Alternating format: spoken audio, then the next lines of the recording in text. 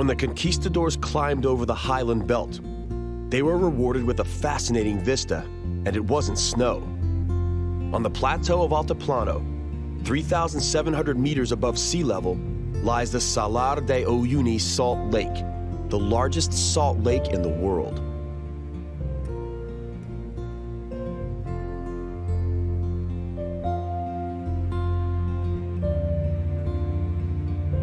The quaternary lake of Bolivian evaporated almost entirely, leaving behind a salt lake with a surface area of 10,500 square kilometers.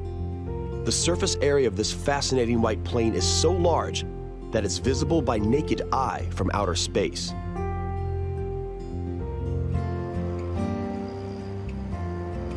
There is so little water left that today, jeeps and buses cross the lake without any difficulties.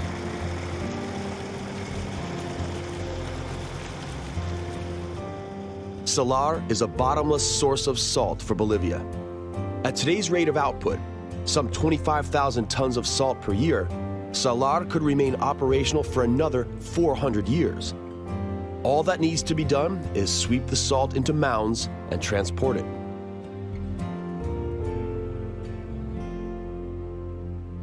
Understandably, no trees can survive in the salty crust. One of the locals managed to outsmart nature, though. Instead of building his house out of wood, he used salt blocks instead.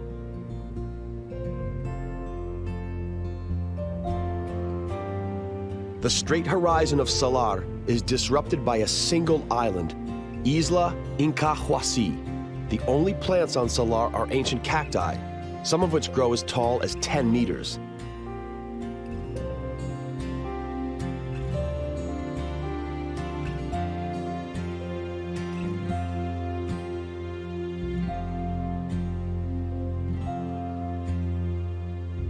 The island was also known by a Spanish name, Isla del Pescado, meaning the island of fish. From afar, it resembles a giant fish coming out from the blinding white surface.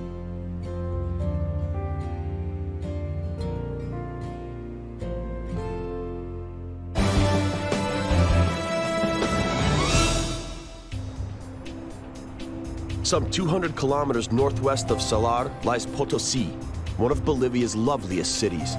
It was established by the Spaniards in 1545, shortly after a shepherd discovered a silver source nearby.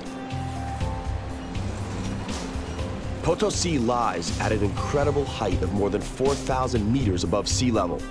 Even so, it was once South America's largest and most prosperous city.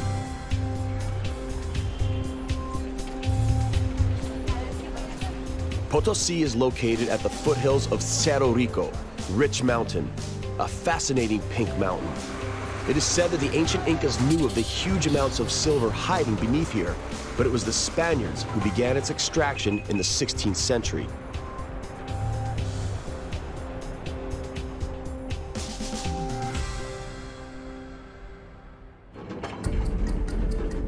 The traditional manual techniques of acquiring this precious metal still survive.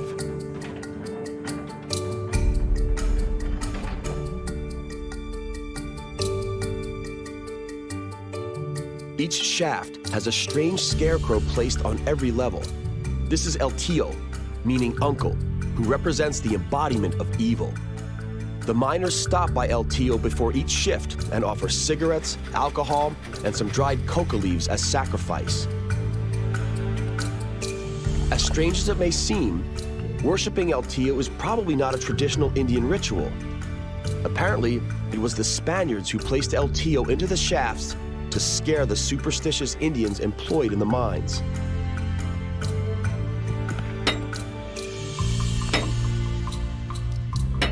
Despite the primitive instruments used, there are several thousand passages dug through the mountain. It is still possible to find abundant sources of silver within the mountain, but the task is becoming increasingly more difficult. The work is not only hard, but also dangerous. About 20 miners die here every year. The fascinating Cerro Rico does not give up its treasures cheaply.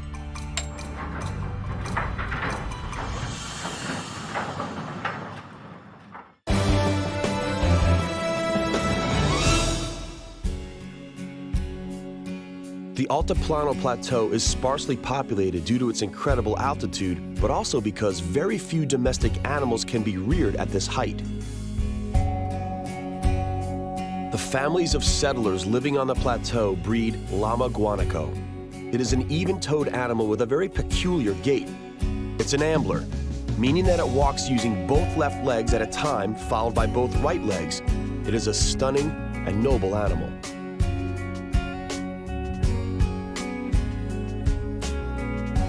The vast plain of Altiplano may be inhospitable, but it offers some incredible vistas.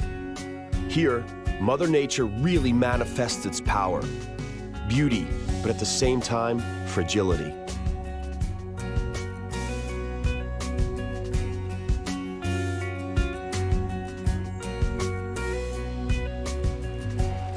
There is also a limited water supply, and so the locals do their washing the old way, by the stream. The water is apparently so soft that it washes better than any machine. The whole family takes part.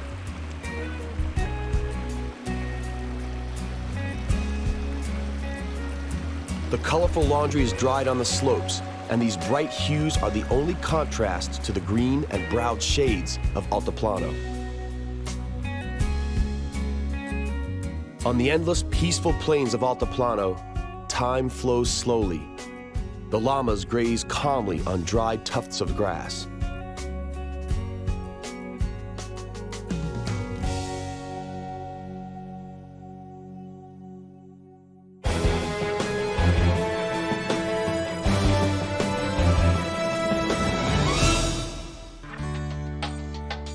We now set off from the Altiplano Plateau and travel a few thousand meters lower, all the way to Bolivia's region of Los Yungas. First, though, we must make it through the renowned Camino de la Muerte, the Road of Death, which is known as one of the world's most dangerous highways.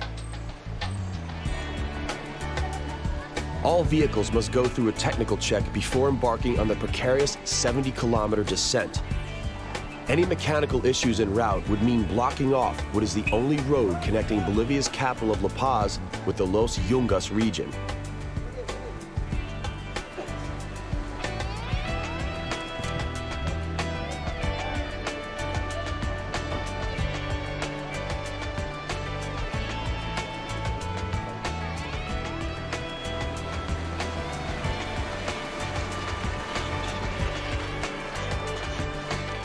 The sign informs us that on the short stretch of Camino de la Muerte, only 3 people died this year. In comparison to the previous years, this is a considerable improvement. The government has invested heavily into the reconstruction of the road's most dangerous segment. It was widened into 2 lanes, the surface was redone using tarmac, and the ever-present waterfalls were diverted below the road. Thus, ironically, this road is now probably the most modern piece of infrastructure in the whole of Bolivia. Among the overgrown cliffs, the rivers meander like the roads, bringing water into the valleys. From this viewpoint, the buses look like toys among the majestic mountains.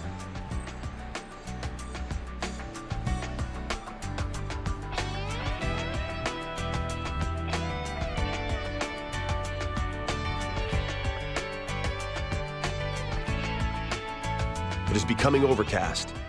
Rain and fog are commonplace and are a further nuisance to regular travelers. The climate is slowly changing with the decreasing altitude. The temperature as well as the humidity increase as we approach the rainforest of the Los Yungas province. Fauna and flora indicate that the northernmost part of Bolivia lies in the tropics, and so a part of the Amazonian jungle is slowly appearing. One may come across the green-winged macaw or the Macau parrot only a few kilometers from here.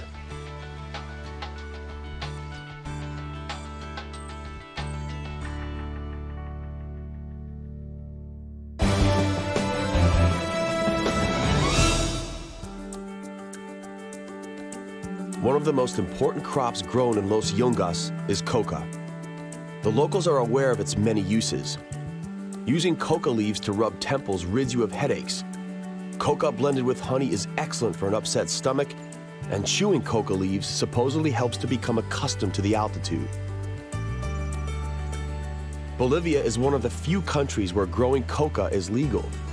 The bushes are about ½ a meter in height, are grown on neat little plots, and have shiny green leaves.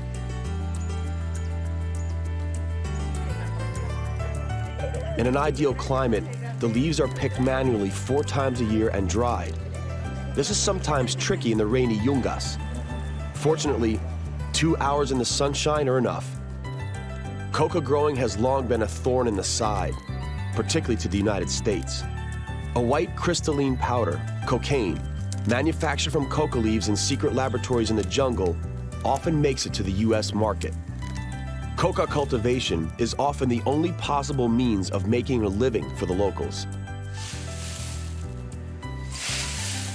A sack of dried coca leaves is worth $40, but each sack produced employs 12 people, which is a testimony to just how low the standard of living is here.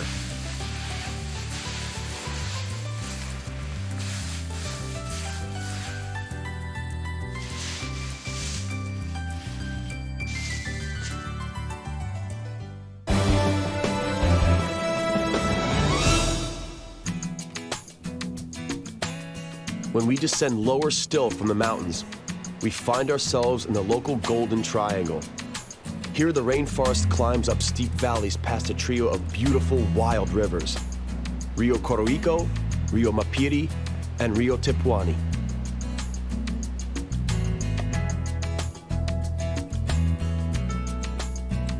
The prevailing temperature is around 35 degrees Celsius in the shade, and the surrounding wetlands are an ideal habitat for never-ending swarms of mosquitoes. Coca is sometimes referred to as green gold in Bolivia, but regular gold is also found here. The local gold diggers live in temporary shelters and employ primitive techniques to pan for the mineral in streams diverted into artificial waterfalls.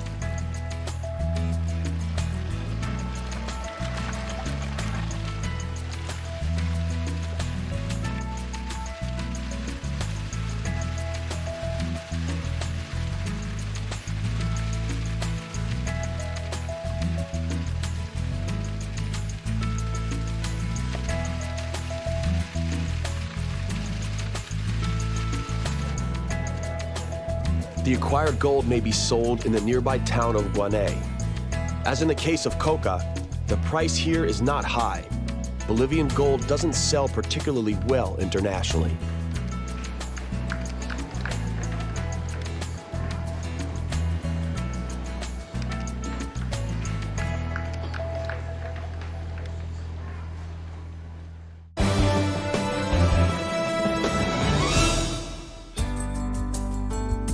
Bolivia is a land of contrasts and natural miracles. We shall end today's adventures on the shores of the renowned Lake Titicaca, which lies back on the Altiplano Plateau at an altitude of almost 4,000 meters above sea level. The immense lake has a surface area of 58,000 square meters and is also the world's highest navigable lake. At the Taquina Strait, the lake's narrowest part, it measures less than a kilometer.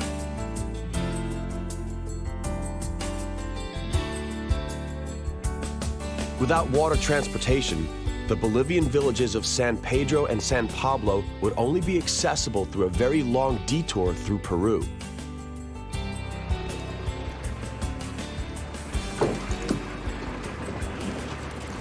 The pontoon-style ferry boats do not look particularly safe, but are stable.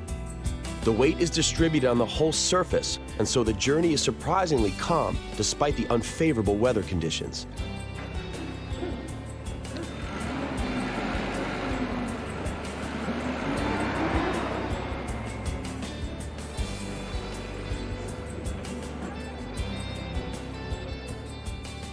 It is surprising and kind of frightening to know that the strait is 270 meters deep. The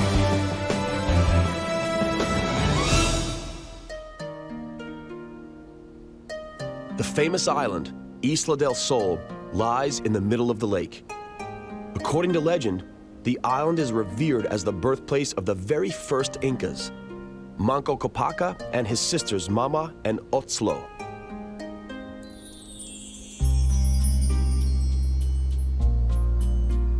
Even though the island is named the Island of the Sun, the weather is unpredictable. The locals believe that an ancient city lies in the depths around here. This city is said to have existed long before Lake Titicaca came to exist.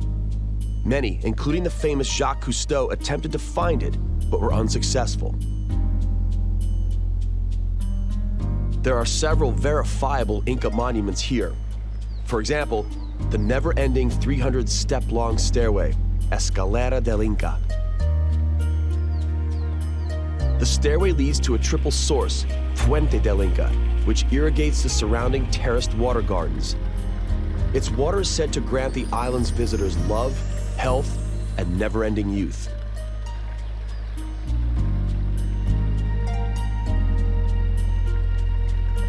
Ruins of the Pilcocaína Temple, two-story buildings with trapezoid windows and alcoves, lie 2 kilometers further.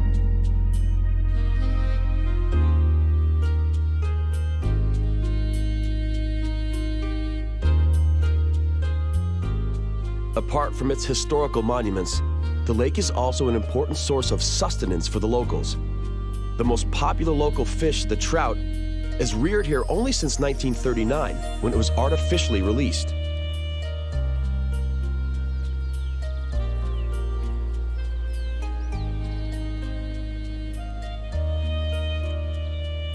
Apart from the many fishermen, most of the local people work in agriculture. Heavy labor on the fields with little or no mechanization is not always rewarded with a good harvest.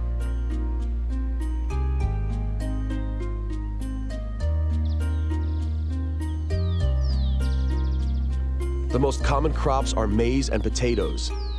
The area around Lake Titicaca is believed by some to be the cradle of these crops.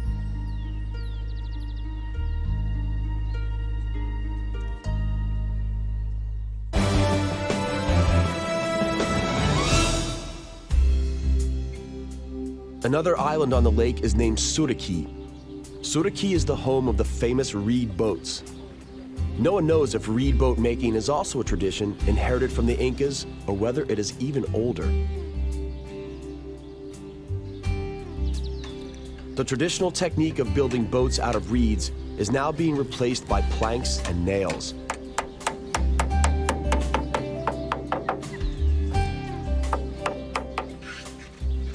Although reed boats have cultural meaning for the locals, modern ones have a longer lifespan.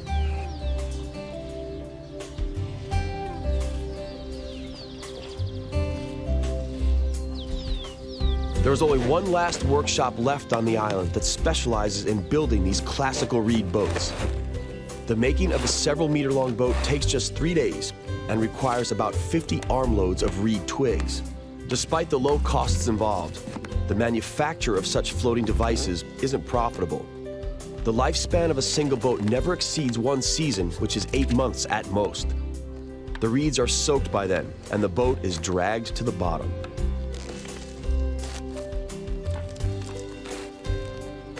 Regardless, this workshop was handpicked in 1970 by the famous Norwegian voyager Thor Heyerdahl to help him construct the vessel Ra II. He used it during his ambitious expedition from Morocco to the Caribbean island of Barbados.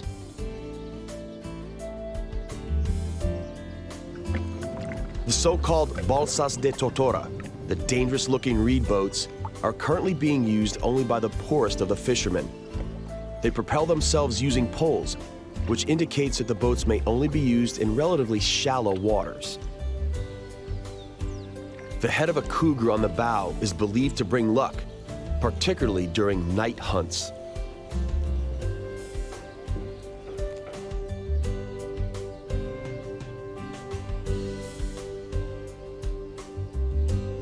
On an open plain, some 20 kilometers from the lake, there is an obvious hill. Here, archaeologists are currently uncovering the foundations of a mysterious Akapana pyramid, which was an ancient observatory. The elevated rectangular platform, Kala Sasaya, which stands for Standing Stones, used to be a burial ground.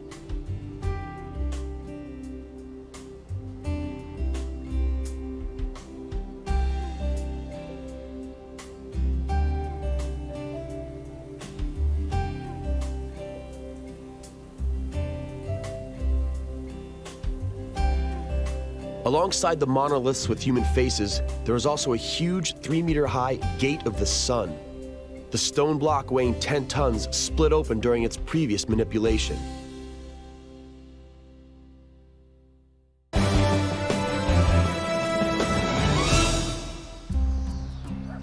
Copacabana is not just a world-renowned beach in Rio de Janeiro, but also the name of a town nestled between two steep slopes which form a natural gateway to Lake Titicaca. Cotacauana, in other words, I see a lake, was a sentence uttered by a now forgotten Inca when he first stood here.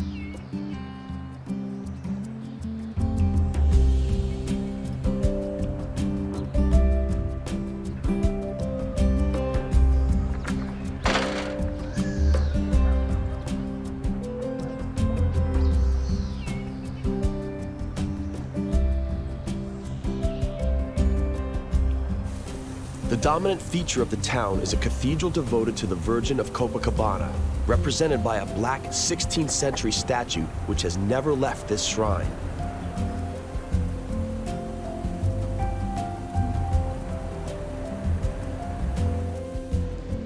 The patron of the whole of Bolivia rests in a dignified booth built by the Spaniards in 1620.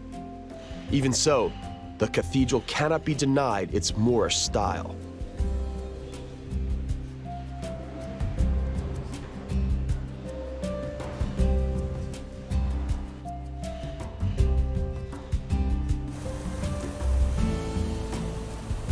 The rain outside washes over the colorful decorative tiles known as azulejos.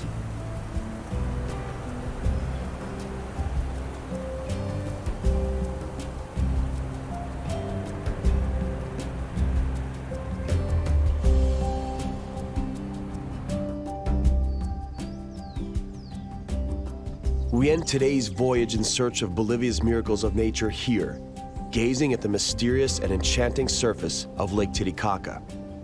Here, as much as anywhere else, the natural world and human culture combine to form a breathtaking vision.